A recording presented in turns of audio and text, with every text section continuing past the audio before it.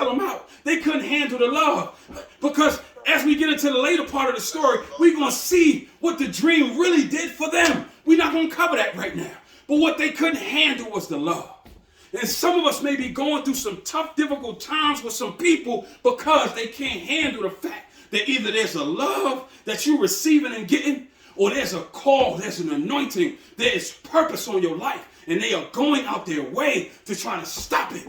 And I need you to be armed and equipped to know how to respond, because Joseph, he just handles it. I like chapter 37 because it doesn't give us how Joseph reacts to any of being thrown in a pit or how he's sold into slavery. It doesn't give us any of his feelings. And that's so interesting to me. Why is the text not showing us Joseph's response to when he's being thrown inside?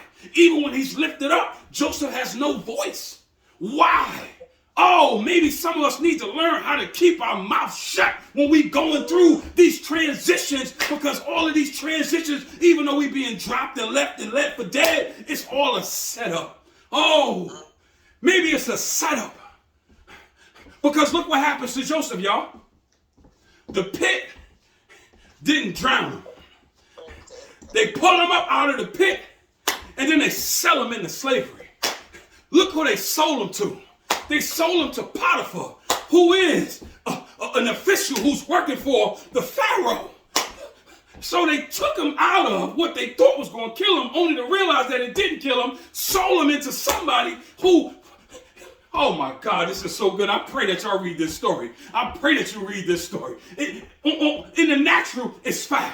It's messed up, it's rude, it's cruel, it's demonic in the natural. But in the supernatural, it is so spiritual. It is every hater, everybody that's envious of you, all they're doing is setting you up for what it is that God showed you. That's all they're doing. Yeah. Everybody who left you, everybody who dropped you, everybody who didn't know how to be a father to you, they didn't know how to be a mother to you, they didn't know how to be a brother to you, they didn't know how to be a friend, they didn't know how to be a husband, a wife, a boyfriend. Everybody who dropped you, left you for dead, used you, all of it was a setup.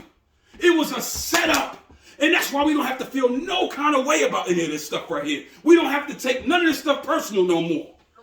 Oh, we don't have to take none of this stuff personal no more. We don't got to walk around still mad about something that happened 10 years ago, 20 years ago. No, understand, it was a setup. And this is the reason why we get a chance to see Joseph have no voice in chapter 37 after he articulates his dream and after he asks his father, where's his brothers? And his father sends him out into the field. And that's the only thing we hear from Joseph in chapter 37. Read the story. If you want to text and you want to have conversation with me about it, I would love to. But I think that this is something that God is showing us because we need to get this right now. Because we're living in a time where people are so combative, spiritually combative.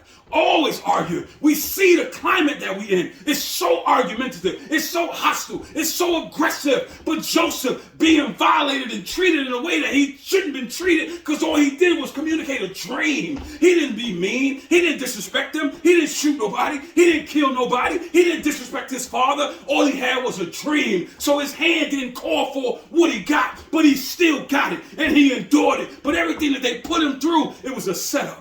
It was all a setup for him to be what we're going to find out in part 3 and part 4 of this series if you stick around for it. But I need you to stick around for it because I don't want you to miss none of what God is dropping in my spirit on this morning. But I need you on this morning to allow Joseph, the story of Joseph and this dream that he has, to allow this dream that Joseph and the Bible is talking to us and sharing with us. I need you to allow that dream that Joseph had and shared with his brothers. I need you to allow that dream to deliver you.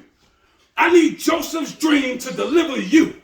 Let his dream deliver you from staying angry, staying bitter, still carrying what they did or what they didn't do. Let that stuff go, because if you hold it, then you might die in the pit. Then you might die in whatever they sold you out to. You may die never fulfilling what it is that God created you for, because everything out your mouth is you talking about what somebody did to you. No, what they did was a setup for what God gonna do.